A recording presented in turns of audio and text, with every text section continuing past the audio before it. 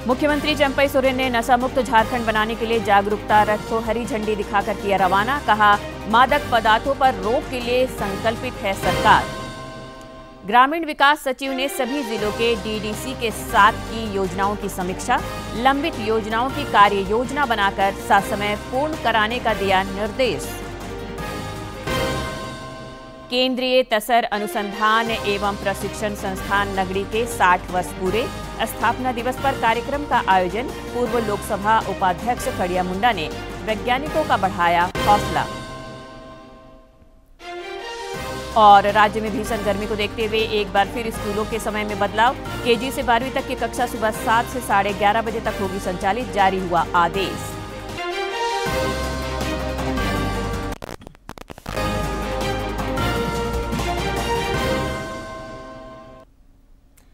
नमस्कार, खबरें झारखंड में आपका स्वागत है। मैं हूं रोज उरांव और अब समाचार विस्तार से। मुख्यमंत्री चंपई सोरेन ने आज झारखंड मंत्रालय से नशा मुक्त झारखंड बनाने के लिए जागरूकता रथ को हरी झंडी दिखाकर रवाना किया। इस मौके पर श्रम मंत्री सत्यानंद भोक्ता, मुख्य सचिव एल ख्यांगते, पुलिस महानिदेशक अजय कुमार सिंह समेत अन्य अधिकारी मौजूद थे। कार्यक्रम में बड़ी संख्या में एएनएम दीदी और स्कूली बच्चे भी उपस्थित थे। इस दौरान मुख्यमंत्री ने कहा कि हम सबका एक ही नारा है, नशा मुक्त जीवन हो हमारा। उन्होंने कहा कि मादक पदार्थों पर रोक के लिए झारखंड सरकार पूरी तरह संकल्पित है। इस दौरान उपस्थित सभी लोगों ने नशा मुक्त झारखंड की शपथ भी ली। झारखंड प्रदेश के लिए एक महत्वपूर्ण कदम है। नशा मुक्त ये सभी मानव जीवन के लिए है, सभी समुदाय के लिए है, सभी परिवार के लिए।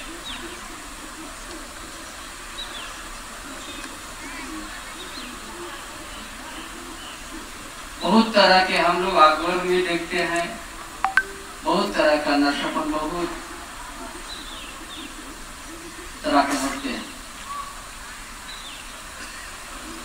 और उससे बचने के लिए मनुष्य जीवन में ये जागृत होना बड़ा जरूरी है। परिवार के बीच में जागृत होना बहुत जरूरी है कि नशा क्या चीज है, नशा से क्या हो सकता है।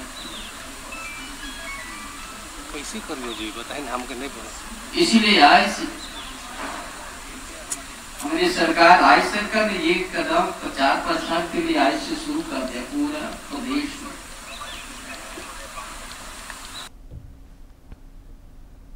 उधर सभी जिला मुख्यालयों में भी नशा मुक्ति जागरूकता अभियान को लेकर जिला प्रशासन ने प्रयास शुरू कर दिया है। जिला प्रशासन ने स्कूलों के 100 मीटर के दायरे में मादक पदार्थों की बिक्री पर रोक लगाने का आदेश दिया है। साथ ही साथ बच्चों को भी जागरूक करने का आदेश दिया गया है। कई जिलों में आज जागरूकता वाहन भी रवाना किया गया।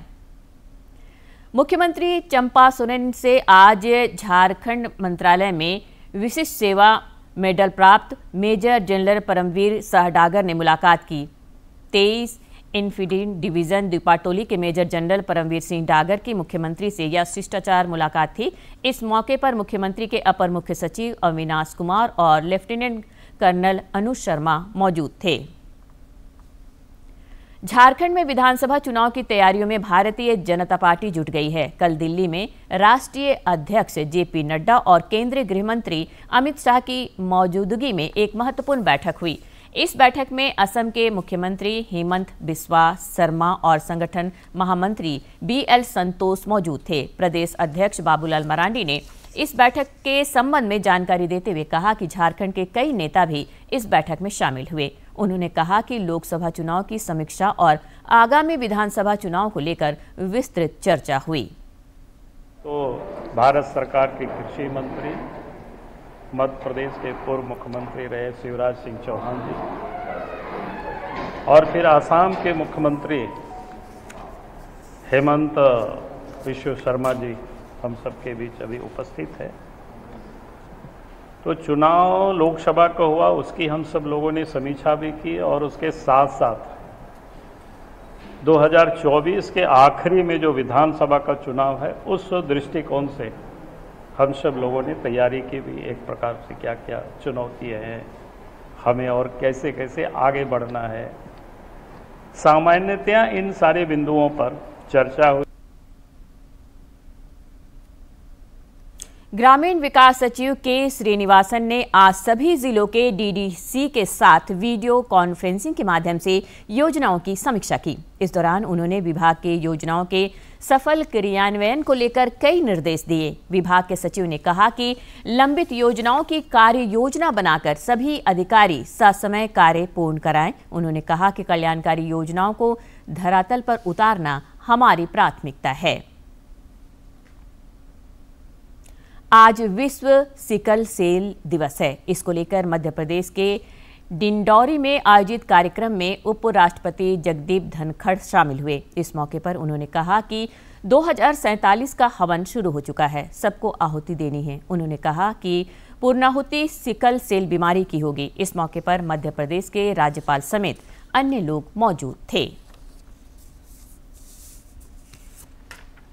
कि जब भारत, जहां दुनिया का 1/6 हिस्सा रहता है, 1/6 ऑफ ह्यूमैनिटी रहती है, जब वो आजादी की शताब्दी मनाएगा 2047 में, तो भारत विकसित राष्ट्र होगा और विकसित राष्ट्र की पहचान होगी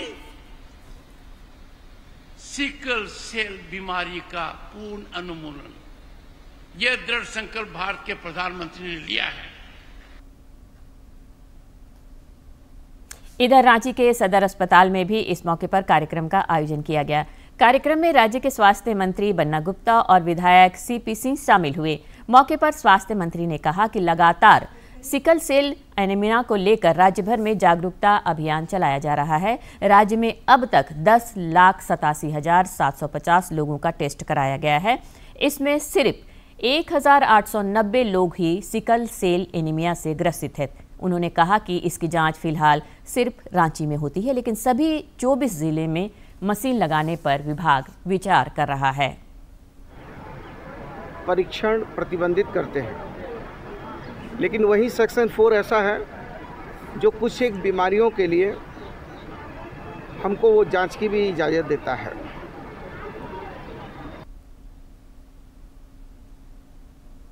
जामताड़ा सदर अस्पताल में भी इसको लेकर जागरूकता अभियान की शुरुआत की गई। 2 दिवसीय अभियान का शुभारंभ जिले के उपायुक्त कुमुद सहाय ने किया। मौके पर उपायुक्त ने कहा कि यह बीमारी बच्चों में उनके माता पिता से स्वतः आ जाती है। उन्होंने कहा कि झारखंड आदिवासी बहुल राज्य है और यहाँ के ग्रामीण कम पढ़े लिखे हैं। उन्होंने कहा कि जागरूकता के अभाव में एनीमिया से पीड़ित होने के बावजूद वे अपना इलाज नहीं करवा पाते हैं।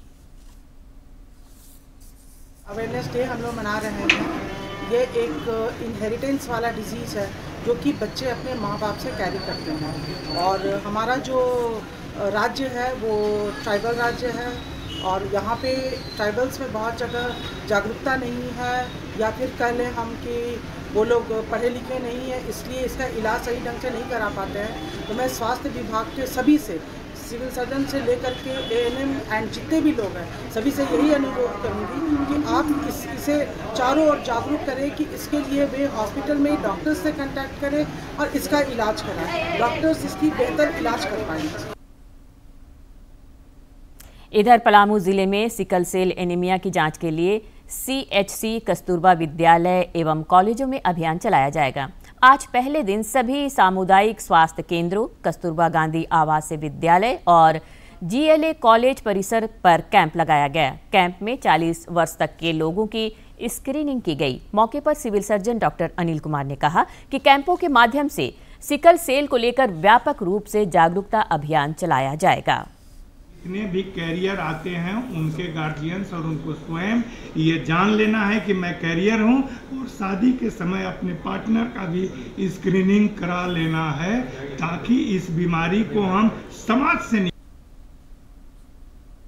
केंद्रीय तसर अनुसंधान एवं प्रशिक्षण संस्थान नगड़ी आज अपना 60वां स्थापना दिवस मना रहा है। संस्थान में इसको लेकर विशेष कार्यक्रम का आयोजन हुआ, जिसमें पूर्व लोकसभा उपाध्यक्ष कड़िया मुंडा ने संस्थान के वैज्ञानिकों एवं कर्मचारियों की हौसला अफजाई की।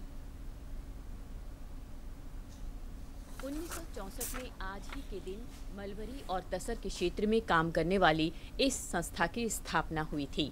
संस्थान के 60 वर्ष पूरा होने पर आयोजित कार्यक्रम को संबोधित करते हुए पूर्व लोकसभा उपाध्यक्ष कड़िया मुंडा ने कहा कि झारखंड में तसर और रेशम उद्योग की असीम संभावनाएं हैं और इससे यहाँ के लोगों की बेरोजगारी की समस्या दूर हो सकती है। नहीं तो ये रोजगार बढ़नी चाहिए और इससे रोजगार मिलेगा तो लोगों को आशा होगा ना, पैसा कमाएंगे। जब हम बोले ना कि भाई चाहे बसा इलाका में जहाँ चल रहा है, आज लोग सुखी हैं, अच्छे हैं और अधिक से अधिक लोग खेती करने लगे हैं क्योंकि उनको लगा कि भाई इससे बढ़िया आमदनी का रास्ता कोई है नहीं। स्थापना दिवस कार्यक्रम में मौजूद केंद्रीय रेशम उद्योग बोर्ड के सदस्य सचिव पी शिव कुमार ने बताया कि भारतवर्ष में तसर और रेशम के उत्पादन में काफी बढ़ोतरी हुई है और इसमें नगड़ी के तसर अनुसंधान एवं प्रशिक्षण संस्थान का महत्वपूर्ण योगदान रहा है। और ये इंस्टीट्यूट पूरा अंतर्राष्ट्रीय में मेनली ट्रॉपिकल तसर में एक ही इंस्टीट्यूट है। बाकी इंस्टीट्यूट तो बहुत देश में मलबेरी वगैरह में है, बट ट्रॉपिकल तसर में काम भी नहीं है और भारतवासियों के हम लोग इसको गौरव करना चाहिए। इस संस्थान के वैज्ञानिकों द्वारा तसर एवं मलबरी के विकास से संबंधित शोध कार्य किए जाते रहते हैं। आज इस मौके पर संस्थान द्वारा तैयार की गई कई पुस्तकों का विमोचन भी किया गया। मौके पर खादी ग्राम उद्योग बोर्ड के पूर्व अध्यक्ष जयनंदू ने कहा कि राज्य में तसर उद्योग के विकास में इस संस्थान की महत्वपूर्ण भूमिका रही है। केंद्रीय तसर अनुसंधान एवं प्रशिक्षण संस्थान के स्थापना दिवस के मौके पर विभिन्न संस्थाओं द्वारा स्टॉल लगाकर अपने उत्पादों की जानकारी भी यहां किसानों को दी गई। दूरदर्शन समाचार के लिए रांची से प्रताप की। रांची के नामकुम में स्थित National Institute of Secondary Agriculture NISA संस्थान में आयोजित 2 दिवसीय कंसल्टेटिव वर्कशॉप का आज समापन हो गया। इस दौरान लाख के उत्पादन और मार्केट समेत तमाम पहलुओं पर चर्चा की गई। National Institute of Secondary Agriculture NISA के निदेशक अभिजीत कर ने कहा है कि अगले 5 वर्षों में लाख से लखपति दीदी योजना के तहत 1 लाख महिला कृषकों को जोड़ने का लक्ष्य रखा गया है। उन्होंने कहा कि ऐसा करके किसानों को आर्थिक रूप से स्वावलंबी बनाया जा सकता है।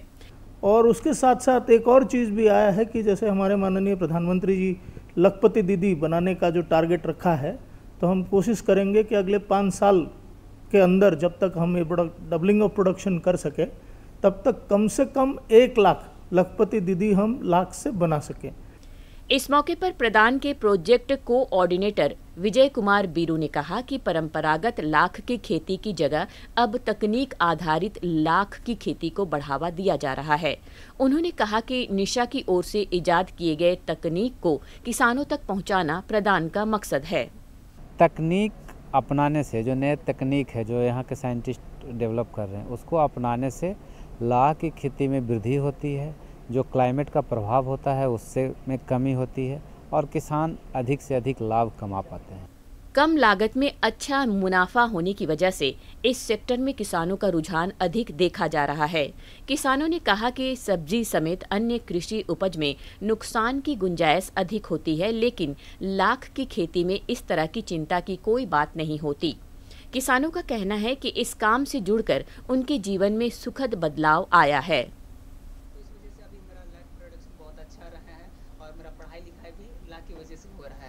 अगर दवा भी अच्छे से हम लोग टाइमिंग से डालते हैं तो 8 से 10 केजी लकड़ी वाला आता है, उसको छिली काटते हैं तो 5-6 केजी आता है।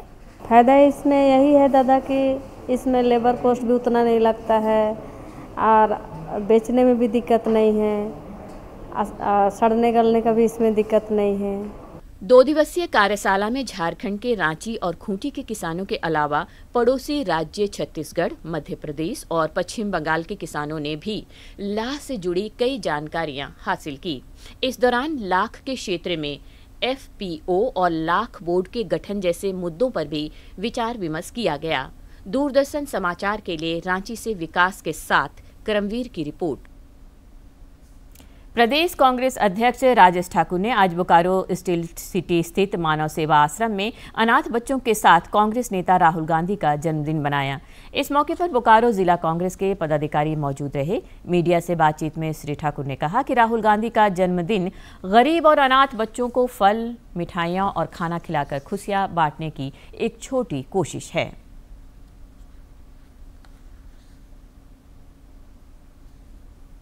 लोग पूरे प्रदेश में सभी इस तरह से जो अनाथ आश्रम है, जो अस्पताल हैं और बाकी जगह जहां ज़रूरत है उन जगहों पे जाकर के उनका जन्मदिन मना रहे हैं। साथ ही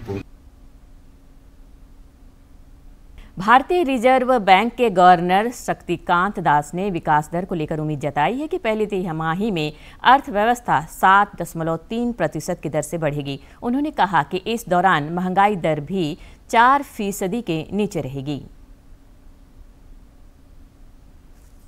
Number one, we see the growth momentum. We see a very strong momentum of economic activities, a strong momentum of growth.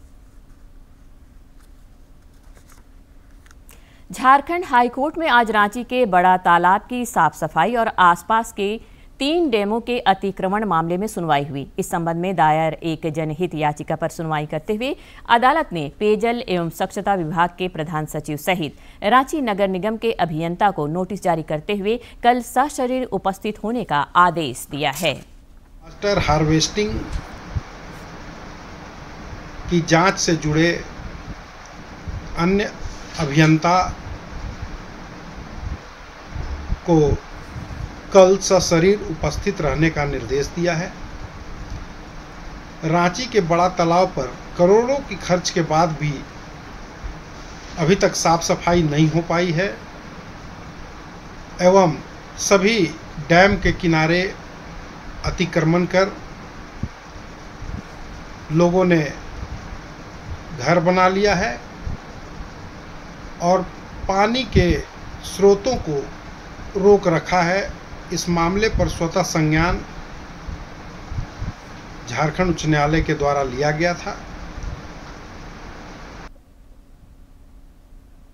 Bokaro police और एटीएस ने संयुक्त रूप से कार्रवाई करते हुए प्रिंस खान के खास आदमी बिट्टू सोनार को पकड़ने में कामयाबी पाई है। बोकारो के डीआईजी सुरेंद्र झा ने आज प्रेस कॉन्फ्रेंस कर कहा कि प्रिंस खान गिरोह अब बोकारो के व्यवसायियों में खौफ उत्पन्न कर रंगदारी वसूलने की फिराक में लगा हुआ है। उन्होंने कहा कि इस गिरोह के अपराधियों ने बेरमो कोयलांचल में जेवर के शोरूम पर फायरिंग की घटनाओं को अंजाम देकर दहशत फैलाने की कोशिश की।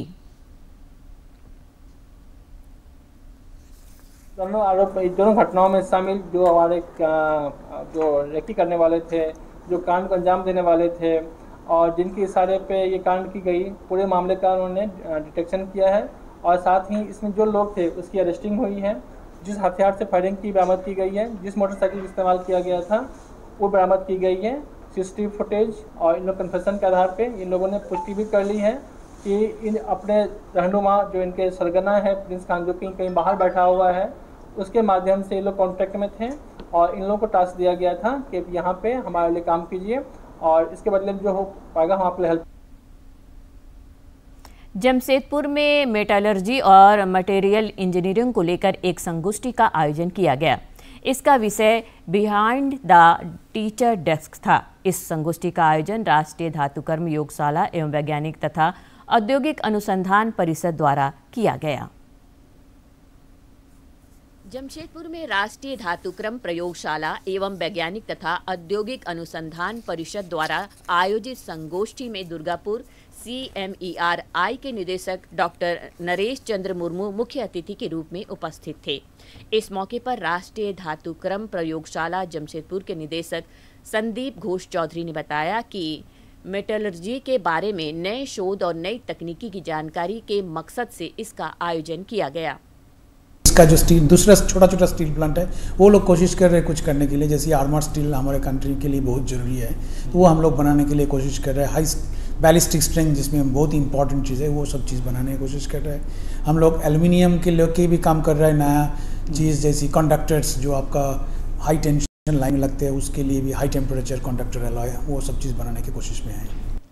वहीं BTTD के अध्यक्ष डॉक्टर चिरौदीप घोष ने बताया कि इस तरह के कार्यक्रम से इंजीनियरिंग के छात्रों का भविष्य और उज्जवल होगा, उन्हें अपने काम करने में और सुविधा होगी। इस तरह के मंच मिलने से वे सीधे वैज्ञानिकों से जुड़ेंगे और आगे बढ़ेंगे। डिफरेंट इंजीनियरिंग कॉलेज से स्टूडेंट लोग आते हैं, यहाँ पे वो अपना काम प्रेजेंट करते हैं इन फ्रंट ऑफ डिस्टिंग्विश्ड जजेस, जो लोग मेनली आपका CSIR NML का साइंटिस्ट, NIT जमशेदपुर का प्रोफेसर्स लोग और टाटा स्टील का रिनाउंड साइंटिस्ट रिसर्चर लोगों के सामने अपना काम प्रेजेंट करते हैं और उसका जजमेंट होता है उसके ऊपर, so that they get confidence अपना फ्यूचर लाइफ के लिए।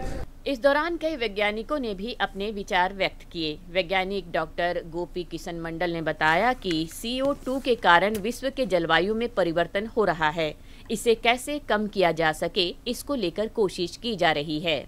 एंड फ्यूल जो यूज़ करते हैं वो नेचुरल फ्यूल है, जो एक्चुअली कार्बन है, कोल। सो जो कोल बर्न करते हैं, जो एक्सोथर्मिक रिएक्शन होता है, उससे जो CO2 निकलता है, so there is a major contribution in global warming. So temperature बढ़ाने के लिए उसका बहुत बड़ा, and we are looking forward how to reduce this CO2 emissions particularly from the industries.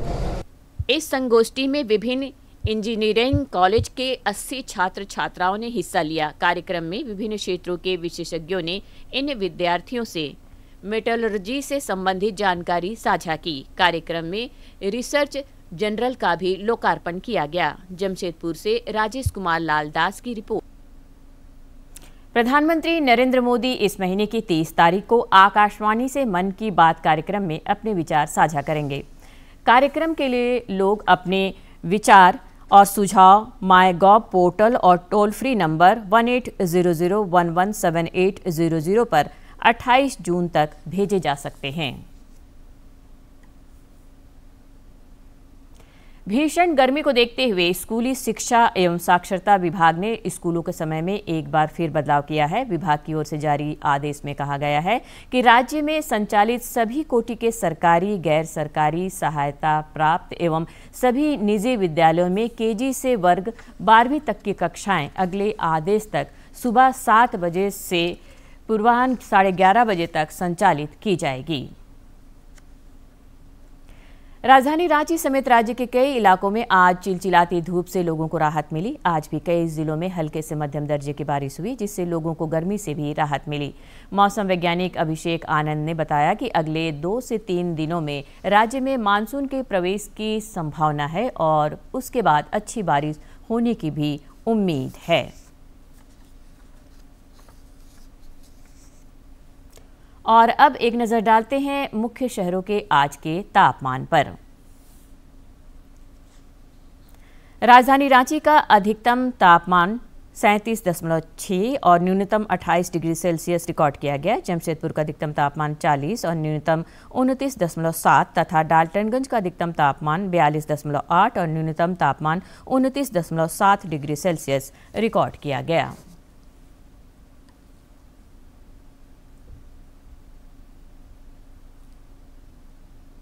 Doordarshan Jharkhand पर पल पल की खबरों से जुड़े रहने के लिए आप हमारे social media platform X, Facebook और यूट्यूब से जुड़ सकते हैं, क्योंकि खबरों से जितना बाखबर रहना ज़रूरी है, उससे ज़्यादा ज़रूरी है सटीक, संतुलित और निष्पक्ष समाचार। हमारा X हैंडल है DD न्यूज़ झारखंड और फेसबुक पेज है RNUDDK। आप हमें YouTube channel Jharkhand DD news पर भी देख और सुन सकते हैं। और अंत में मुख्य समाचार एक बार फिर।